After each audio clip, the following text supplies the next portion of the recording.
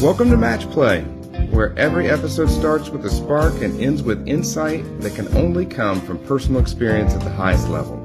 Let's tee up some good conversation.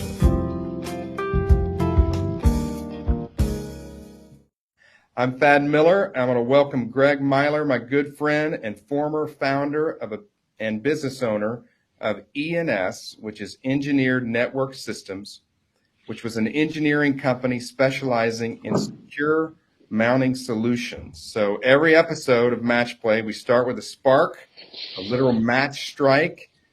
Kinger, his nickname, is ready. Strike that thing. Let's go. All right. We're lit. Yeah. Flames burning. I'm going to hit some quick rapid fire questions. First job you ever had? First job, dishwasher at my father's restaurant. All right. How many years did you wash dishes? From the time I was 11 years old till about 17 or 18. Did it tell you didn't want to be in the restaurant business? I went to college. There we go. Good idea. It was a motivator. That's why Right. sometimes they do that. Yeah, I served hot dogs at my dad's pro shop. First golf course you ever played? It's called Parkview, Eagan, Minnesota. Just a little muni. It's not even a golf course anymore. Oh, they probably It's built homes. something on it. There you go. Yeah. Yeah. Best logo in golf? Ardfin, Oh, yeah. Is that in Scotland? island of Jura, just off the coast of Scotland. Ah. The logo's incredible. Aye, lad. Yeah. Best business book you ever read? Yeah, not much of a reader, but I'm going to say Swim with the Sharks, Harvey McKay. He's a 92-year-old golfer. He's still out there every week playing. Love the guy. Yeah, that is a great one. And your favorite partner, like if you could pick anybody in a match versus Scotty Scheffler and Bryson DeChambeau, who would it be? Well, With a lot of pops.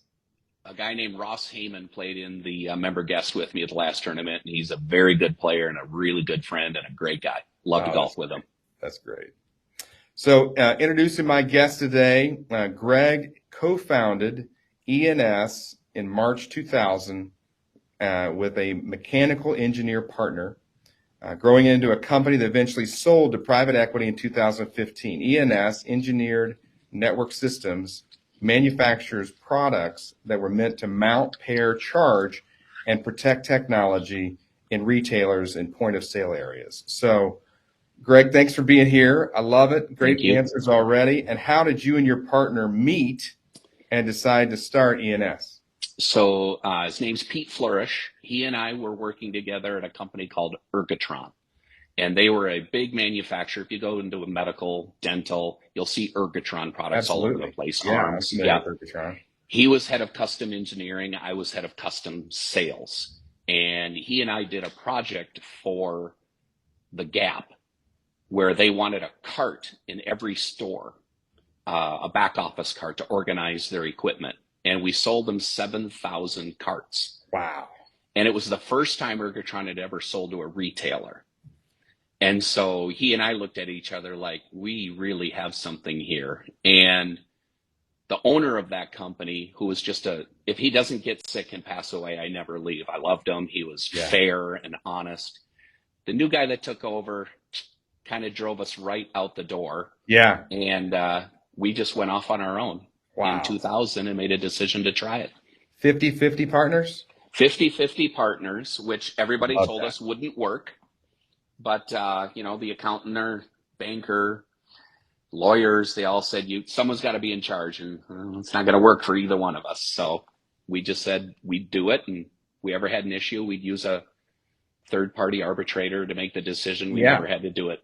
I love that. I'll do partnerships in my transactions, and if it's not 50 or 100, I don't think it's worth doing. I mean, obviously, you just need more time to figure each other out before you. But I think, you put somebody at a real disadvantage, that flows over to other things. I mean, 49 is nothing if somebody else has 51. So right. Thank you. Good for you. No, it worked for us. We got along great. He was good at his roles. I was good at mine, and we left each other alone. He was left brain, you were right brain, right? Like it. He was really smart, and I was a salesman, and we made it work. He was the brains, you were the mouth, right? No question. Very, very. The guy's a plumber, an electrician. He can do anything. I can't do anything. I can't either. He does it all. I'm going to hurt myself if I do anything. Like, Right. I gave up raking, let alone, electrical Right.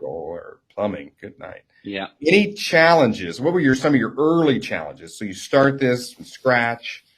So early on, the biggest challenge was 9/11. We're a Oh, 1.5-year-old, we're a 1-year-old company, basically. We had right. four customers and the world shut down. Yeah. So for retail, I only had about 4 or 5 customers and they weren't buying. So we went through a year of '02 that was just awful. We didn't make a sale. And we're, trying to run a business, and we had to live off the home equity lines of our homes. It probably took till '05 or '06 before we were back to where we started. Oh my gosh. Yeah. People don't realize that, Mm-hmm. they're, when you sell and you're buying your boat or something like that, they don't Mm-hmm. realize the climb and the hard times and the apologies and the Right, explaining to your spouse how this is eventually going to work out or not, right, you know? right, So, right. Well, and for me, my father passed away at 41, oh my, and it was real sad. I was a 19-year-old kid. Uh, so the restaurants are gone. I didn't have anything. I needed this and I needed to work. And so you get that focus, you can get it done. yeah, You don't stop working. yeah. No, you just grind You just through it. go. Yeah. Right. Well, you did great. So Yeah. that's incredible. What was kind of your first big win or client story that really validated your business? So I was on a call at Bed Bath and Beyond with um, a buddy who was like an installer integrator. And I had no business being in the room other than we were traveling together doing these calls. And the guy there, his name was Terry Kavanaugh. He looked at me and said, "Why are you here?" And I said, "Well, I build stuff."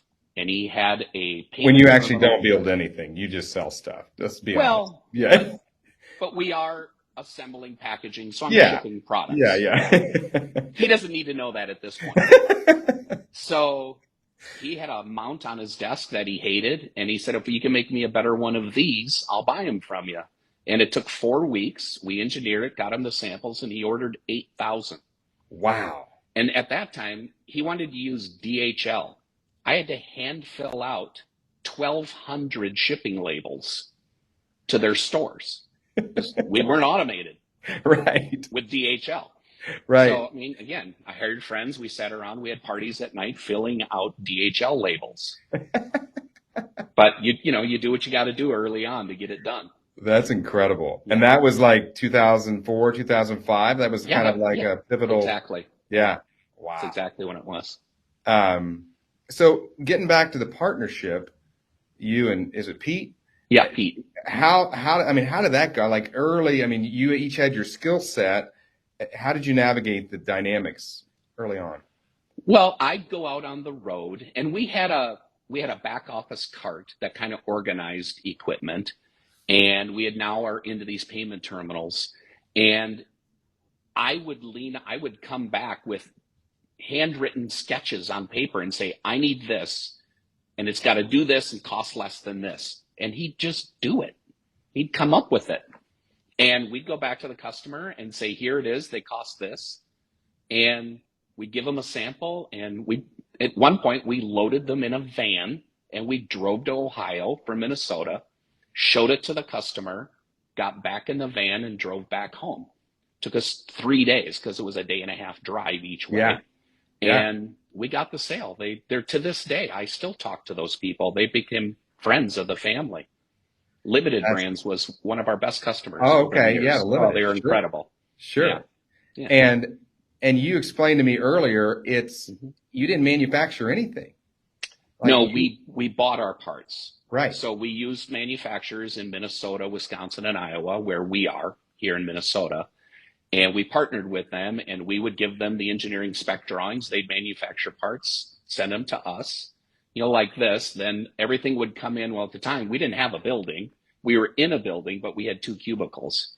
So the guy who owned the building would let us use his warehouse equipment at night. And I'd bring all my friends in, order pizza, and we'd put everything together, load a semi, and then the semi would come Monday morning and pull it away and ship it. And we'd clean the back office and go back to work at our cubes. So we were everything in the beginning. That's incredible. And it built to how many people like at your peak, or how many employees? We had about 125 employees in 2019 or 15 when we made the first sale. That's incredible. That's incredible. And then you said with your sale, and we'll get into that a little bit, but anything from like working with clients and managing the technical and sales driven business that stick out? Well, expand on that. The Just like, side. What were some insights from working with clients from your point of view? I mean, you were at the first time you were selling everywhere, and then you kind of evolved into having more salespeople. You were obviously the 50% owner, but what were some, like, when did you add people? Like, just always responsible to sales? What happened is, by virtue of getting into, let's say we got into 30 retailers in that first few years with the payment terminal stand. Part of working with these companies, what's difficult is you can call on them and they say, I can't buy from you. You're not approved in our system. They just go to the system. If I'm not in the system, they can't buy from me. Yeah. Well, by 2010, I was in 80 retailers' systems. My sales reps would go in and just say, what else do you need? What are your pain points? We are custom engineering. We could build anything. Those stands were just the front end to get us in the door. So you go to, say, Home Depot, and you have those giant orange carts going down the hallways doing price changing. I built those carts. Nice. The back office of so many retailers, we have a cart that organizes these messy small spaces. At Target, you have arms moving all of the monitors around. Those are all ours. That's incredible. So my guys never made cold calls. They go to where they knew us and say, what else do you need? And you just would build it from there. At some point, I couldn't get to them, so I needed another guy. Yeah. Or gal. And yeah. That's incredible. Yeah. What were your biggest lessons learned from the journey? Boy, that's a good one. Biggest lessons. To be really, really patient, not get ahead of yourself. We had instances where companies wanted to give us massive orders, but they wanted to own our intellectual property. Like, once we built the product for them, it belonged to them, and we had to say no. So patience is important. Yeah. And know who you are, know your worth. Exactly. Exactly. Yeah. And in the end, those customers all come back because we did build a great product. Yeah. And they would come back, and eventually they bought all of them from us. Yeah. That's incredible. That's incredible. Yeah. So obviously in this, MATCHplay, we talk about, when did you know it was time to sell? Tell me a little bit about how that worked out. So private equity.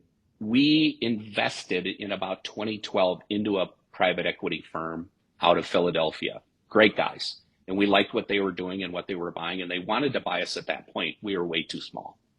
We just weren't worth enough money for 50-year-old guys to retire. So we invested in them, and their funds did really well. And then in 2015, they kind of approached us again and just said, well, you're big enough now. Here's the number. And we said, okay. And we already knew the guys. I mean, that was another lesson. Your PE firms, you got to know who they are, and you want to be on the same page. You don't want them to come in and try to take over and change you. It doesn't work. Yeah. You're the operator. You built the company. Let us keep going. These guys did that. Yeah. Well, and that's really critical. And you can't just jump to say, okay, they've got a number, because it's all about the structure of the transaction. It's not necessarily the number you get. And because you're going to be, because you had to obviously stay on, and you did it in parts, right? How did that work? We sold 52% in 2015. In 2019, we sold probably another, they sold again, but we retained another, 5%, which by percentages is less and less. But the sales got significantly bigger as you went down the line. They were much bigger numbers. So each sale was really good. And you carried on. Obviously, you had a vested interest at that point, since you still owned it, to keep driving it and growing it. And I'm assuming it's still an operating business today. Very much so. It's a company now is called Havas. Mm-hmm. HAVIS, and they were a company they were doing similar work to what we do in police cars, ambulance, rotating lights, laptops in the police cars, and it was a very complementary style of business, and they smashed them together. So ENS isn't out there anymore. We're called Havis, but Yeah. I'm completely out now. But that's an incredible story. And like you said, the trusting who you're, because I mean, when you sell in a consolidator type form, you're working for someone, and you hadn't Mm-hmm. worked for someone since 19. 2000. Well, Yeah, right. Yeah. yeah. And prior to that, you were washing dishes, right? I mean, I Right. mean, Yeah. and a lot of our clients, I joke that our clients haven't had to work for somebody since they had a paper route.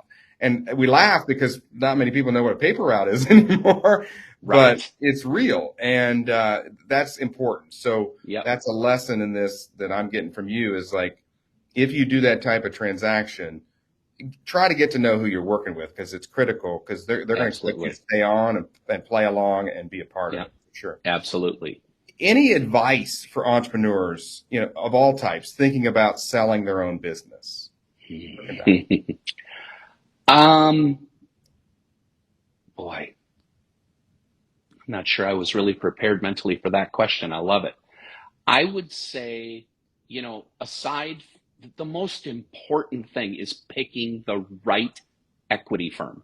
Yeah. Know your guys. I mean, it means everything.